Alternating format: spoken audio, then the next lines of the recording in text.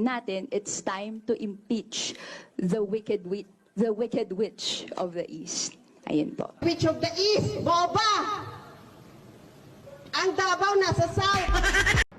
Isipin mo, gusto niyang i-impeach yung Vice President.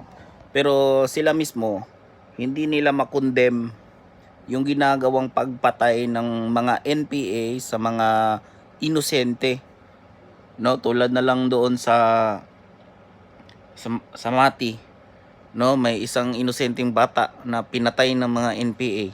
Tapos mayroon ding soccer player na pinatay ng mga NPA. Tapos libo-libong mga katutubo ginagamit ng NPA bilang kanilang mga soldier, no, pinapangakuan nila ng isang sakong bigas buwan-buwan. Pero hindi naman mga estudyante sa UP na sana katulong ng ating bansa sa pagpapalago, no, or pag-asa ng kinabukasan, pero kinuha nila yung kinabukasan, dinala nila sa bundok, pinadala ng armas, kapal ng mga mukha.